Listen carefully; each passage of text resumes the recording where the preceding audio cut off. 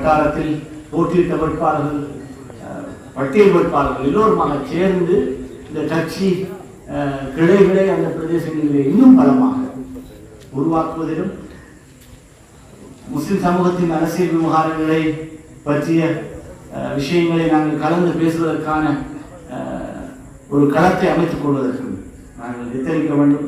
அடிக்கடி தலைமைத்துவங்கள் வந்து போக வேண்டும். இதற்கென்று நிறைய ஏற்பாடுகளை நாங்கள் செய்திருந்தோம். தம்பி ஃபிரோஸ் ஒரு காரியாலயத்தையே அமைத்து இதில் உற்சாகமாக இயங்க வேண்டும் என்ற முயற்சிகள் செய்யப்பட்டன. என்னை பொறுத்த மட்டிலே நிறைய பிரச்சனைகள் இருக்கின்ற இடம். இதில் இந்த பிரச்சனைக்கான தீர்வை காண்பதற்கான ஒரு பெரிய பாரிய பொறுப்பு இந்த உள்ளூராட்சி சபை நிர்வாகத்தின் கைகளில் தரப்பட போகிறது. இன்ஷா அல்லாஹ் தலைமை பதவிகள் கைமாறலாம். ஆனால் இந்த இயக்கம் பற்றிய நன்மதிப்பு எல்லோரிடத்திலும் இன்னும் உயர்வாக இருப்பதற்கு இந்த உள்ளூராட்சி சபையின் அதிகாரங்களை சரிவர பயன்படுத்துவதன் மூலம் இந்த புதிய ஆட்சி கடந்த பாராளுமன்ற தேர்தலில் அவர்களுக்கு கிடைத்த சிறுபான்மை சமூகத்தின் வாக்குகளிலே பாரிய பின்னடைவை குறிப்பாக கிழக்கு மாகாணத்தில் சந்தித்திருக்கிறது. வடக்கிலும் கிழக்கிலும் மிகப்பெரிய பின்னடைவை அவர்கள் சந்தித்திருக்கிறார்கள். அது இங்கிருக்கிற அந்த அடையாள அரசியலின் மீது மக்களுக்கு இருக்கிற பற்றை காட்டியிருக்கிறது. இந்த அடையாள அரசியல் என்பது சாமானியமான ஒரு விஷயம் அல்ல. அதில் எங்களுடைய பூமியை நாங்கள் ஆள வேண்டும் என்ற உணர்வு ஒரு சாமானியமான விஷயம் அல்ல. அதனை முழுமையாக நாங்கள்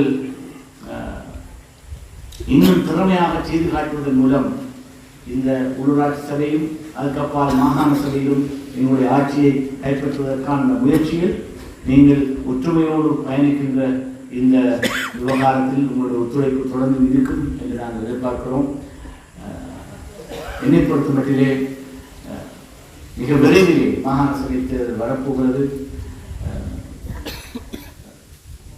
இந்திய அரசாங்கத்தின் பாரிய நிதியுதவி குறிப்பாக வடகிழக்கு மாகாணங்களில் எல்லா உள்ளூராட்சி சபைகளுக்கும் வருகின்ற வாய்ப்பு இருக்கிறது என்ற செய்தியை சகோதரர் ஹிஸ்புல்லா அவர்கள் சொன்னது போல ஏற்கனவே இந்திய பிரதமரின் வருகையின் போது அந்த விஷயம் சொல்லப்பட்டிருக்கிறது. ஜனாதிபதி தன்னுடைய வரவு செலவு திட்ட உரையிலும் கிழக்கு மாகாணத்துக்கு ஒரு சதம் கூட ஒதுக்கவில்லை.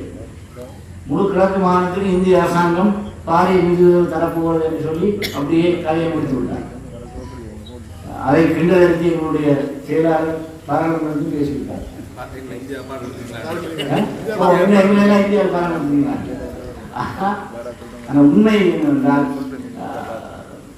இங்கு அதாவது குறிப்பாக வடகிழக்கை மையப்படுத்தி பாரிய முதலீடுகளை செய்வதற்கு இந்திய அரசாங்கம் முயன்று வருகிறது. அதனுடைய ஒரு அங்கமாக எப்படியாவது இங்கு இருக்கிற உட்கட்டமைப்பு வசதிகளை மேம்படுத்துவதற்கு தன்னுடைய பங்களிப்பை செய்வதற்கான முயற்சியும் அதனோடு சேர்த்து தமிழ்நாட்டு தேர்தலை வெல்வதற்கான ஒரு உபாயமாகவும் அதை அவர்கள் பயன்படுத்தலாம் என்றெல்லாம் பேசப்படுகிறது. அது எதுவாக இருந்தாலும் நாங்கள் எங்களுக்கு கிடைத்திருக்கிற அரசியல் அதிகாரத்தை மிக உச்சமாக பாவித்து இந்த பிரதேச மக்களுக்கான கட்சியினுடைய செயற்பாட்டை விஸ்தரிப்பதற்கு நீங்கள் எல்லோரும் உங்களுடைய பங்களிப்பை செய்வீர்கள் என்று விரும்பியவனாக அபாவியனாக உங்கள் மத்தியில் இருந்து பணிமன்போடு விடைபெற்றுக் கொள்கிறேன். நன்றி. அந்த பூமி இது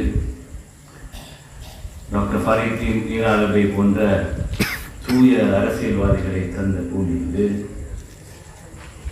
இங்கு ஸ்ரீலங்கா முஸ்லிம் காங்கிரஸின் அரசியல் என்பது ஆரம்பிக்கப்பட்ட காலங்களிலே மிகுந்த சவால்களுடன் தான் அந்த பயணத்தை நாங்கள் ஆரம்பித்தோம்.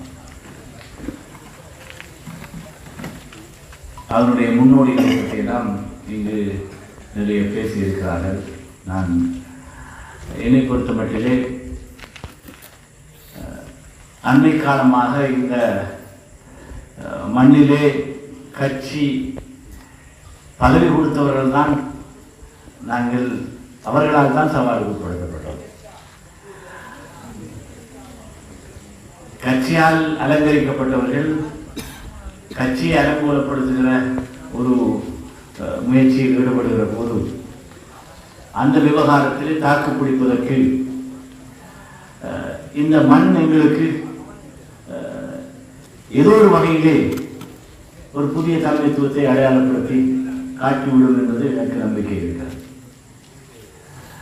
தம்பி நலீம் ஒரு சாதாரண பிரதேச சபை உறுப்பினராக இருந்து பிரதேச சபை தவிசாளராக வந்த சந்தர்ப்பம் தொட்டு அவரை நான் மிகவும் அவதானமாக கூர்மையாக அவதானித்து வந்திருக்கிறேன். தலைவர் சொல்லும் வரையும் விஷயத்தை செய்வதற்கு பார்த்து கொண்டிருக்க மாட்டார். சொல்லாமலே விஷயத்தை செஞ்சு போட்டு வந்து சொல்லுகிற ஒரு ஒரு பண்பாளராக நான் அவரை பார்த்திருக்கிறேன்.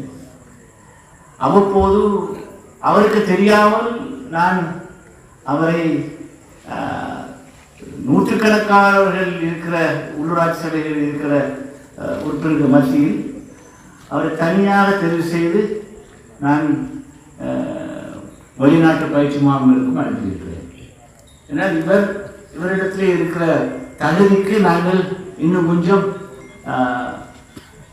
உரம் சேர்க்க வேண்டும் என்ற ஒரு நோக்கத்திலே தான் அதை நான் செய்து வந்திருக்கிறேன். உண்மையில் பாராளுமன்ற ஆசனத்துக்கு அவரை தெரிவு செய்வது அவருக்கே தெரியாது. அவருக்கே தெரியாது, அவருடைய குடும்பத்தினர் யாருக்கும் தெரியாது, ஏதாவது ஒருத்தருக்கும் தெரியாது, ஏன் ஹிஸ்புல்லாவுக்கும் தெரியாது. அப்படியான ஒரு நிலையில் நான் அவரை ஏன் தேர்வு செய்தேன் என்பதற்கு இந்த தேர்தல் எங்களுக்கு நிறைய நியாயங்களை காட்டியது. தேர்தலுக்கு முன்பு அவர் செய்த ராஜினாமாவில் இருந்து தேர்தலிலே நானும் கொஞ்சம் சுயமுற்றிருந்த காரணத்தினால் பிரச்சார வேலைகளில் ஈடுபட முடியவில்லை. சகோதரர் ரஜாவுடைய ஒரு பெரிய கோலாகலமான ஒரு வரவேற்பை அவருடைய வட்டாரத்தில் எனக்கு செய்ததற்கு அங்கு வந்து போனதும் அதுக்கு குறைந்த மீட்டிங்கில் போனதும் அப்படி 2-3 இடங்களுக்கு போயிட்டு வந்தோம். வேட்பாளர்களை அறிமுகப்படுத்துகிற அவங்க வீடுகளில் நடந்த நிகழ்வு அதுக்கு அப்பாக என்னுடைய பங்களிப்பு பெரிதாக இருக்கவில்லை. ஆனால் என்னுடைய மாவட்ட தலைமையாக இருக்கிற துறை தலைவர் ஹிஸ்புல்லா உடைய அனுசரணையோடு நலீம் இந்த விஷயத்தை மிக சிறப்பாக செய்து முடிப்பார் என்பதிலே அபார நம்பிக்கையோடு இருந்தோம். 8 வட்டாரங்களை வெள்ளலாம் என்றிருந்தாலும் பின்னணிகளுக்கு காரணம் என்ன என்பதை இங்கே ஏற்கனவே சொல்லியிருக்கிறார். ஏன்னால் உள்ளே இருந்து குடிபெயர்க்கிற நிகழ்வு நடந்துள்ளது என்பது எங்களுக்கு அந்த வேட்பாளர் தெரிவு நேரமே அந்த பிரச்சனை ஆரம்பித்துள்ளது. அப்போ அதை நான் பிரேம் நசீரும் சம்பந்தப்பட்டார்களும் காய்ச்ச நேரம் அந்த பிரச்சனை எங்கோ போய் ஒரு இளங்கத்தில் முடியலாம் என்று எனக்கு சாரையாக ஊகம் இருந்தாலும் ஏதோ நடந்துவிட மாட்டாது நிகழ்ந்திருக்கும். இதை விடவும் இன்னும் நிறைய பேர் ஒரு சிலருடைய ஒத்துழைப்பு காணாது என்ற விஷயம் எனக்கு தெரியும். போதிய ஒத்துழைப்பு இருக்கவில்லை என்பதையும் நான் அறியாதவன் அல்ல. இருந்தாலும் நான் அதை பற்றி இந்த தலைமைத்துவம் என்பது யாரும் பேசிவிட்டு சொல்லுகிற ஒரு விஷயம் அல்ல. இருந்தாலும் இந்த இயக்கத்தை வளர்ப்பதற்கு இன்று நான் தம்பி நலீமிடம் நம்பிக்கையோடு ஒப்படைத்திருக்கிற இந்த பொறுப்புக்கும் இன்னும் அவர்கள் உரம் சேர்த்து இந்த கட்சிக்கு ஒரு பலமான நிலையை இந்த மண்ணிலே ஆக்கித்தர வேண்டும்.